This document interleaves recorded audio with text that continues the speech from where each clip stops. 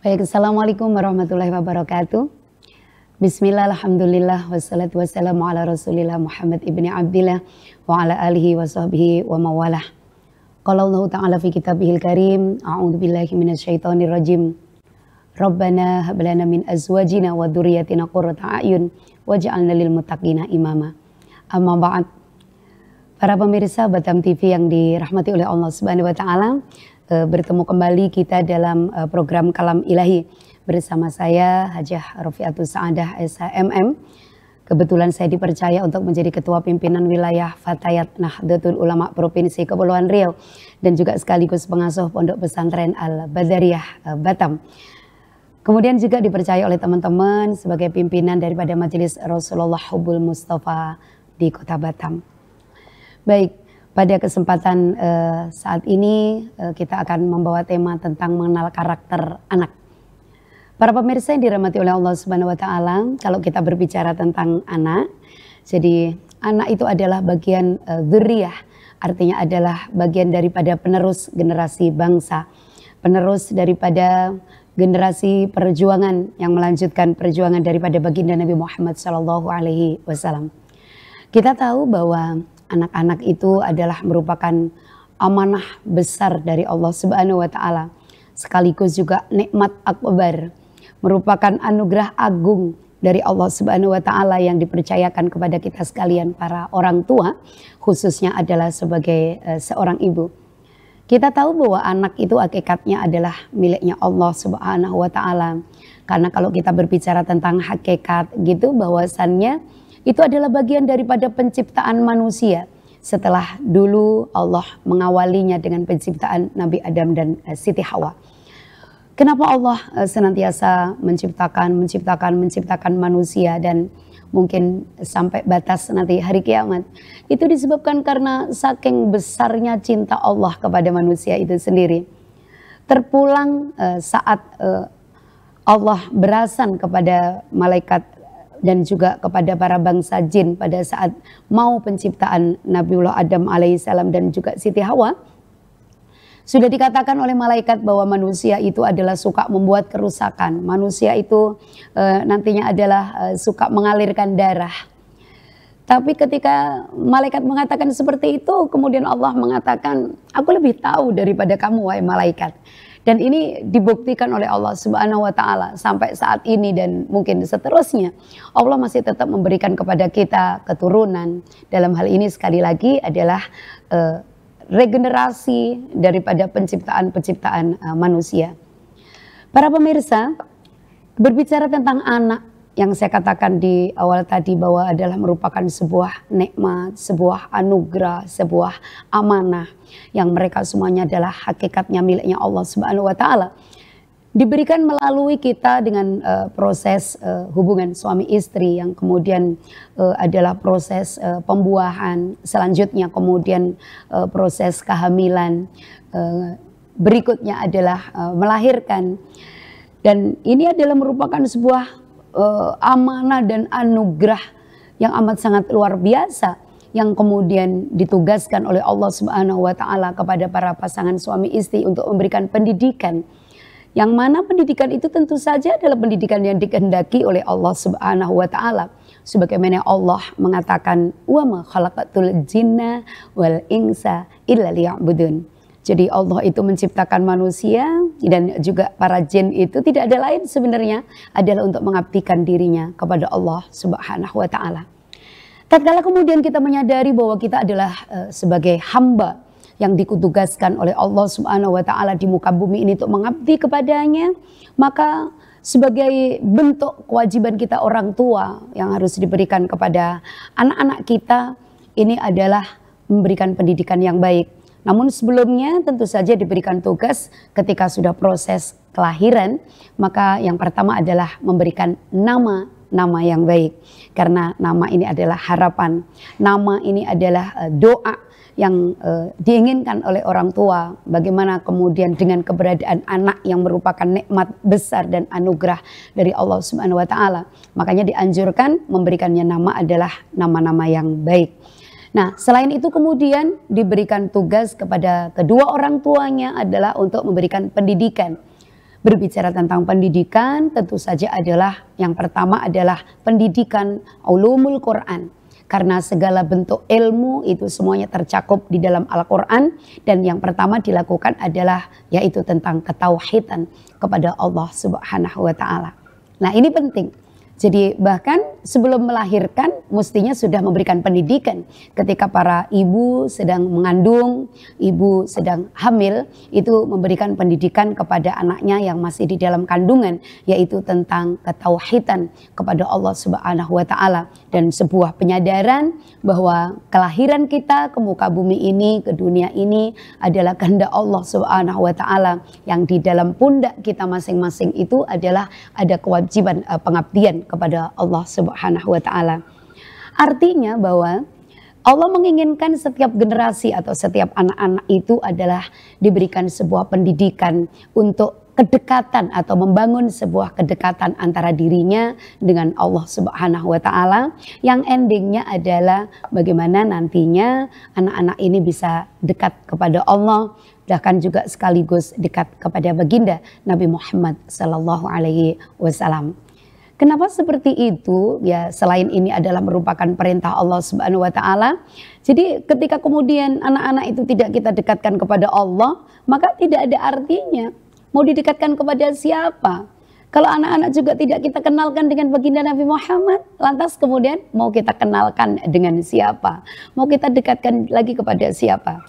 Dan ketika kemudian pendidikan yang kita berikan kepada anak ini sampai keliru, sampai salah, nah, nih selain kemudian kita dimintai pertanggungjawaban di hadapan Allah Subhanahu wa Ta'ala, maka kita juga pasti akan mendapatkan resiko-resiko daripada ketidaktaatan atas perintah Allah untuk memberikan pendidikan yang terbaik, yaitu pendidikan tauhid, pendidikan ulumul Quran kepada anak-anak kita.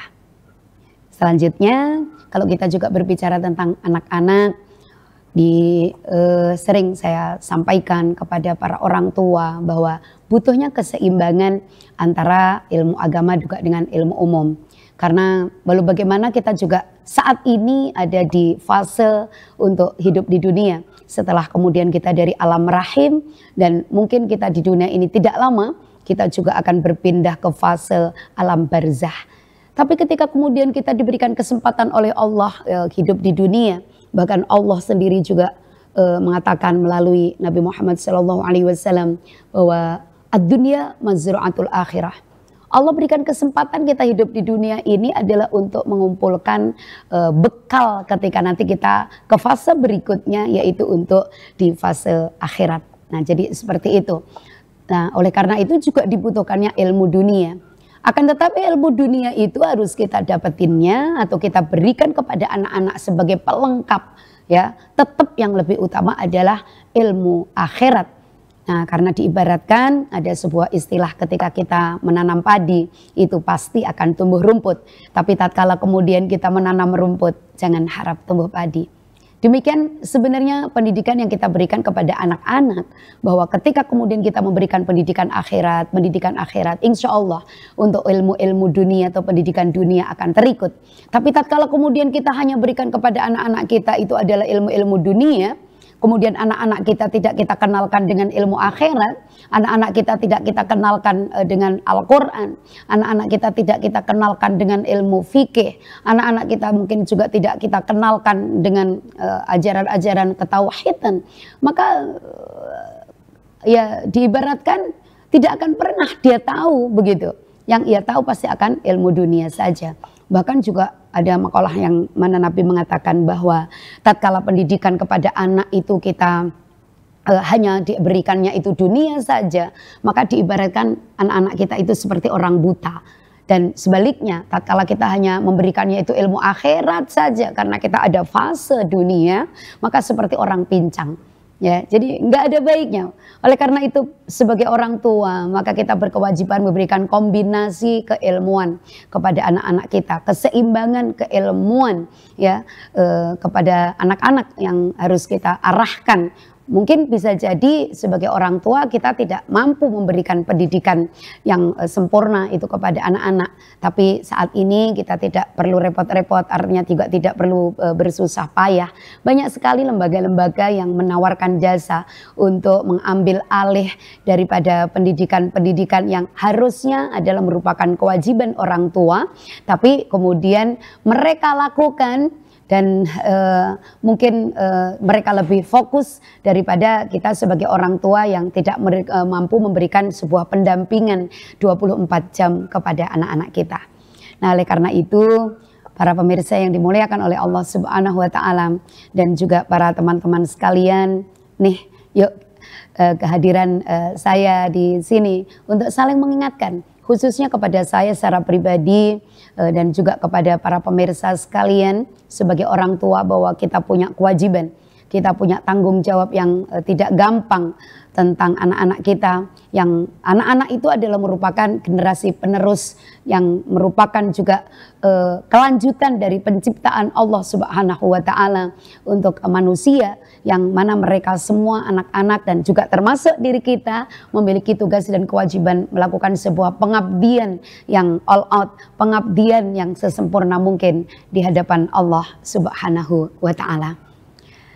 Para pemirsa yang dimuliakan oleh Allah Subhanahu wa taala, dulu ketika kita anak-anak dengan anak-anak di zaman sekarang, pola pendidikan mungkin yang berbeda, tapi sesungguhnya tujuannya adalah sama, ya, cara atau mungkin pola atau mungkin juga boleh dikatakan sistem pemberian pendidikan atau pengajaran atau pendampingan pada anak-anak yang berbeda.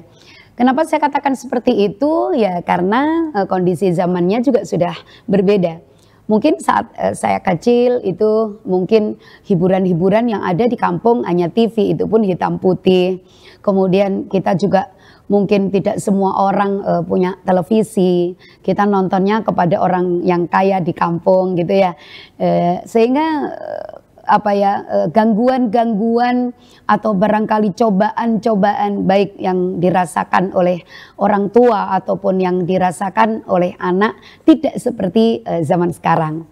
Zaman sekarang itu anak-anak disuguhkan dengan gadget, anak-anak disuguhkan dengan mungkin hiburan-hiburan, termasuk di dalamnya adalah PlayStation, mungkin juga di dalamnya ada game, di dalamnya mungkin juga banyak sekali media-media yang sebenarnya tujuannya adalah untuk menghibur gitu ya, tapi banyak yang kemudian terlena. Bahkan akhirnya ya meninggalkan kewajiban sebagai hamba Allah Subhanahu wa taala. Makanya ada istilah seperti ini. Kalau di zaman dulu begitu ya, jarang sekali orang-orang meninggalkan sholat, atau jarang sekali anak-anak yang tidak bisa ngaji Al-Quran. Kenapa? Ya disebabkan karena tidak ada kesibukan lain. Jadi ketika sore hari mereka semuanya ke surau, mereka ke musola-musola, kemudian mereka mengaji. Kemudian pagi hari juga seperti itu. Kemudian dengan keterbatasannya pada saat itu sarana, mungkin di masa-masa tahun 50-an sampai mungkin 70-an begitu ya, atau 80-an bahkan, listrik juga belum banyak masuk ke desa. Kerukunan atau keguyupan anak-anak dengan media yang terbatas gitu ya, dengan obor, dengan mungkin oncor, atau barangkali hanya sekedar sentolop itu teman-teman ya, baterai, senter, nah, dipanggilnya senter gitu. Senang sekali pergi ke surau walaupun malam hari, atau barangkali kemudian ada pengajian-pengajian di malam minggu gitu, pulang sampai pukul 1 malam, kemudian pulang pukul 11 malam. Itu sesuatu yang asik gitu. Tapi coba anak-anak kita sekarang, ada fasilitas katakan pengajian di masjid ini, di masjid itu, apakah kemudian mereka mau berbondong-bondong untuk pergi ke masjid? Jarang. Mereka pasti akan mengatakan pengajian bisa didapatkan media online. Ya, dia bisa dapetin itu dari Google, dia bisa dapetin ilmu itu kemudian dari Facebook atau bahkan dari TikTok. Nah, jadi seperti itu. Nah, ini pola yang mesti harus kita ubah, karena ini adalah merupakan landasan dasar ketika kemudian kita bisa memahami daripada karakter anak kita. Nah, ini penting. Oleh karena itu nanti setelah iklan, pemirsa yang dirahmati oleh Allah Subhanahu wa taala, kita akan sampaikan yaitu tentang karakter anak yang mesti harus kita pahamin karena ini ada keterkaitan dengan pola pendidikan yang akan kita berikan kepadanya. Baik para pemirsa Batam TV, tetaplah bersama kami dalam program Kalam Ilahi. Insya Allah kami akan lanjutkan kembali sesaat lagi.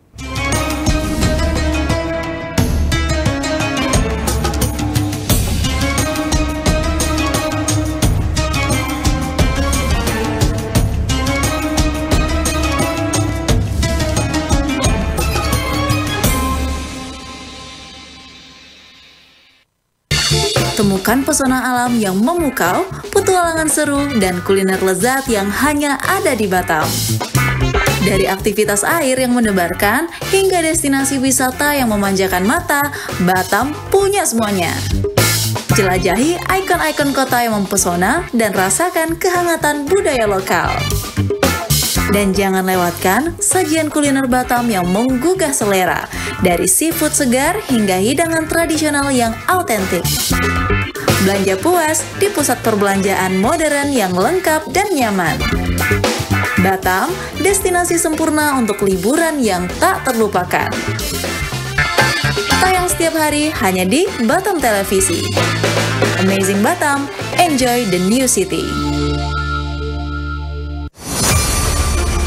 Expose Kepri. Program ini dirancang untuk memberikan sorotan khusus pada berita dan informasi dari berbagai sektor.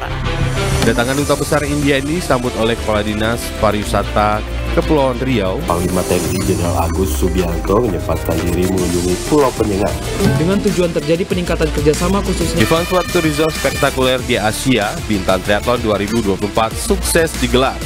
Perlombaan triathlon digelar sejak Sabtu dan Minggu. Event Natuna Geopark Marathon 2024 yang diselenggarakan 12 Mei 2024 oleh Dinas Pariwisata dan Budaya Kabupaten Natuna diminati prajurit TNI. Peluncuran dan pelayaran perdana MP Putri Anggraini 07 dari Pelabuhan Harbour Bay, Batam ke Pelabuhan Putri Harbour, Johor Bahru, Malaysia. Kami memiliki tea room yang pertama di Asia Tenggara yang berfungsi sebagai pusat penilaian perkembangan, kegiatan pendidikan dan sesi terapi.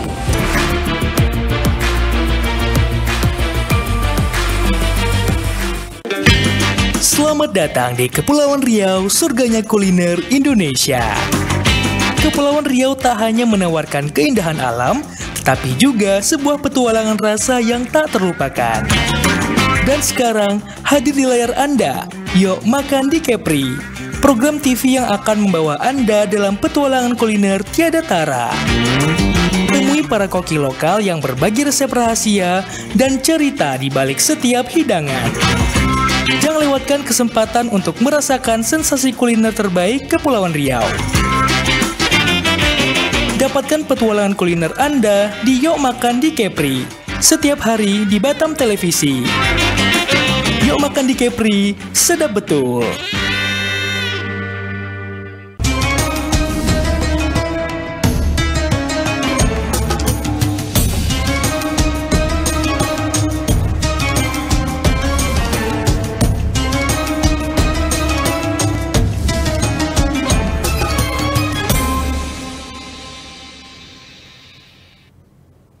Baik para pemirsa, terima kasih Anda masih bersama kami dalam program Kalam Ilahi.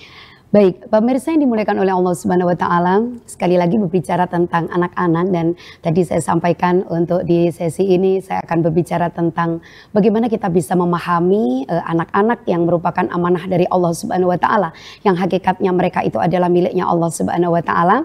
Ini ada kaitannya dengan pola atau kemudian sistem atau cara kita memberikan pendidikan kepadanya.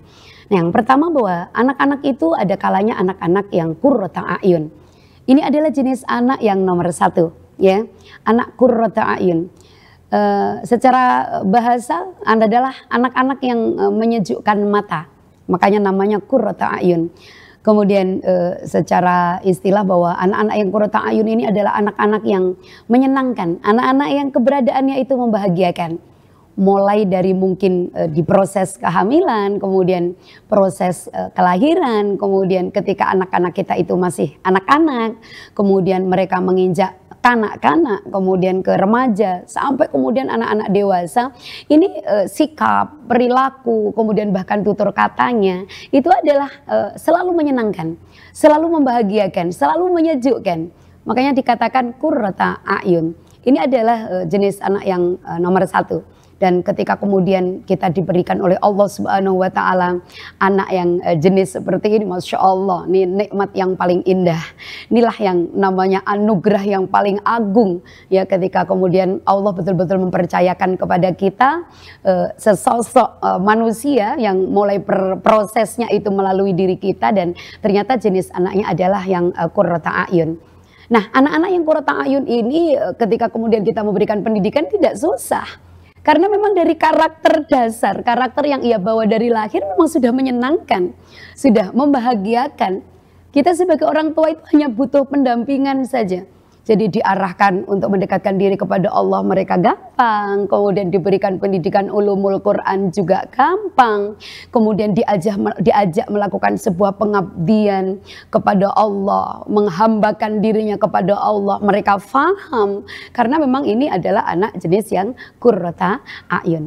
Jadi beruntunglah para pemirsa, beruntunglah para teman-teman yang diberikan amanah oleh Allah Subhanahu wa Ta'ala jenis anak yang nomor 1 ini. Kemudian yang kedua, itu adalah anak-anak yang dzurriatan thayyibah. Ini masih alhamdulillah, ya, walaupun tidak sehebat yang qurrata a'yun, tapi tatkala kemudian Allah berikan kepada kita amanah anak-anak yang dzurriatan thayyibah, ini masih dalam beruntung, masih alhamdulillah. Walaupun kemudian harus ikut campur nih orang tua, bapak ibunya yang betul-betul memberikan pengawalan ketat, pendampingan ketat kepada anak-anak. Karena model anak-anak yang dzurriatan thayyibah ini adalah anak-anak yang mesti didorong dulu. Anak-anak yang mesti diberi motivasi dulu. Ya, motivasi kebaikan, maka ia akan melakukan sebuah kebaikan. Motivasi ketaatan dari orang tua dan lingkungan, maka anak-anak ini akan ikut. Nah, jadi seperti itu. Dan ini adalah kebanyakan di antara amanah yang Allah berikan kepada kita umat Islam, yaitu tentang anak-anak. Jadi sekali lagi, yaitu keturunan yang baik. Jadi mesti harus sekali lagi ikut campur orang tuanya. Jadi contoh, mulai dari bangun tidur, nih nggak ada inisiatif anak-anak yang model kayak begini tuh untuk bisa bangun tidur sendiri. Jadi mesti harus dibangunin. Bangun sayang, sudah waktunya sholat subuh, atau kita sudah mulai mengenalkan ayo tahajud. Nah, baru dia bangun, dia tahajud. Habis ini ngaji sayang, baru kemudian yang mengaji. Habis ini bersih-bersih nak. Lah, ini keterlibatan orang tua seperti itu.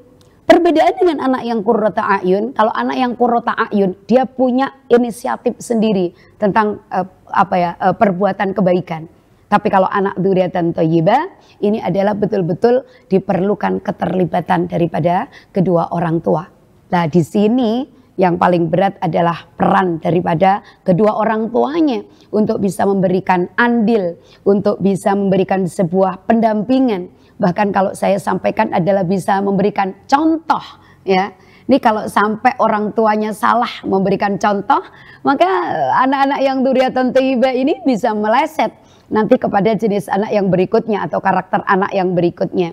Tapi tatkala kemudian orang tuanya mampu memberikan pendampingan yang baik, mampu kemudian memberikan pendidikan dan pengajaran yang baik, bahkan kemudian mampu memberikan contoh yang baik, maka ini tetap akan menjadi bagian daripada dzurriatan thayyibah. Pemirsa yang dirahmati oleh Allah Subhanahu wa Ta'ala, untuk yang ketiga, yaitu jenis anak yang atau karakter anak yang dikatakan adalah anak-anak fitnatun, yaitu anak-anak yang menjadi fitnah orang tuanya. Ini pendidikan udah diberikan, orang tua sudah memberikan contoh, orang tua sudah memberikan pendampingan, bahkan mungkin saking keterbatasan pengetahuan orang tua, mungkin sudah sampai dititipkan ke lembaga-lembaga yang baik. Tapi tatkala kemudian ini adalah bagian daripada anak-anak ujian dari Allah Subhanahu wa Ta'ala, maka tidak sedikit yang kemudian anak-anak ini menjadi anak-anak yang fitnatun. Artinya apa? pendidikan yang baik sudah diberikan, tapi kemudian muncul di dalam diri anak-anak yang merupakan amanah dari Allah Subhanahu wa Ta'ala, selalu menjadi fitnah orang tuanya, bahkan yang juga tidak sedikit yang menjadi fitnah keluarganya. Lah ini jangan salah Bapak Ibu yang dimuliakan oleh Allah Subhanahu wa Ta'ala, para pemirsa Batam TV. Ini adalah merupakan ujian yang Allah berikan kepada kita, dan jangan kemudian kita hanya pandai menyalahkan anak. Ini yang sering terjadi, orang tua selalu menyalahkan anak. Dianggapnya anak ini nakal, anak ini nggak patuh, anak ini nggak nurut, anak ini bikin masalah. Padahal kalau kemudian kita berbicara dengan hakikat, ketika kemudian Allah berikan jenis anak atau amanah anak yang seperti ini sebenarnya adalah pasti ada yang salah antara orang tua, baik itu suami istri dengan Allah Subhanahu wa Ta'ala. Jadi yang harus ditegur itu bukan anaknya mestinya. Yang harus ditegur lebih dulu adalah orang tuanya. Ada apa nih kok Allah sampai memberikan ujian, atau Allah sampai menitipkan seorang anak yang merupakan amanah kok sampai seperti ini. Nah ini penting banget nih, penting sekali.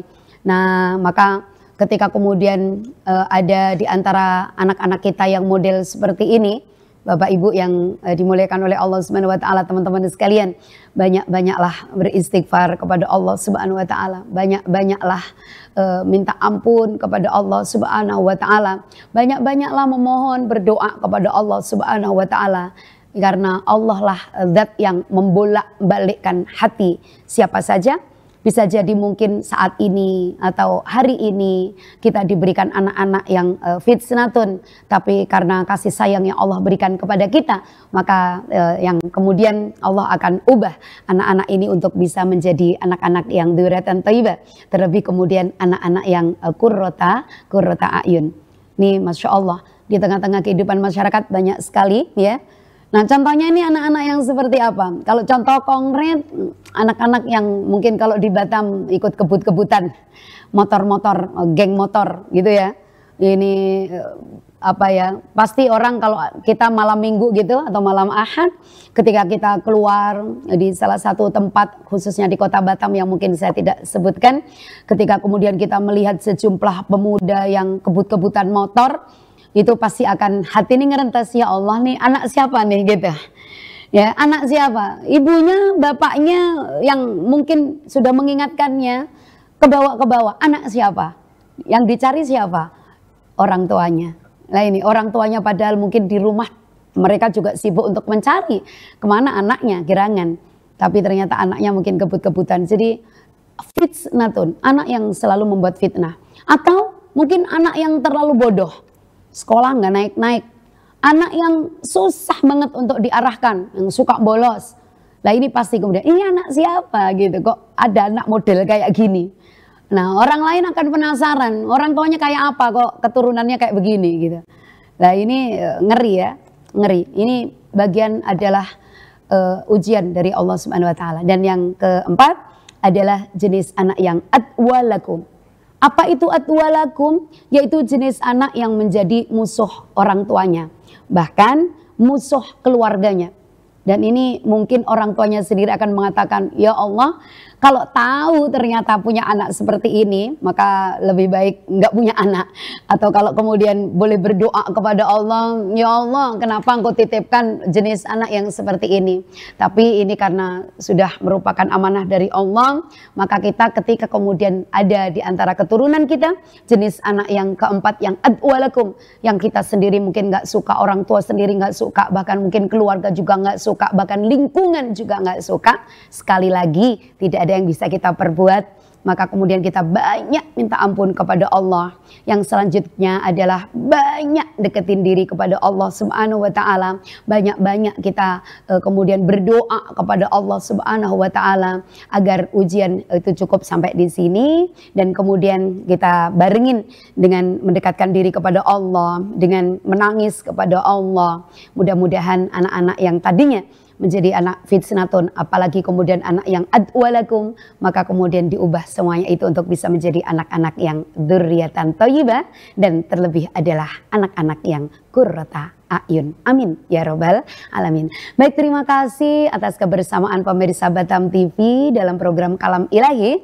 Saya Hajah Rofiatus Sa'adah sebagai Ketua Pimpinan Wilayah Fatayat Nahdlatul Ulama Provinsi Kepulauan Riau dan juga sekaligus pengasuh Pondok Pesantren Al-Badariyah SMP SMA Gurinda Boarding School, dan juga dipercaya oleh teman-teman untuk mendampingin mereka semua dalam majelis Rasulullah Hubbul Mustafa Kota Batam. Maka mengucapkan terima kasih dan saya akan undur diri. Mohon maaf atas segala salah dan silaf, dan kami akhiri. Wallahul muwaffiq ila aqwamit thoriq. Wassalamualaikum warahmatullahi wabarakatuh.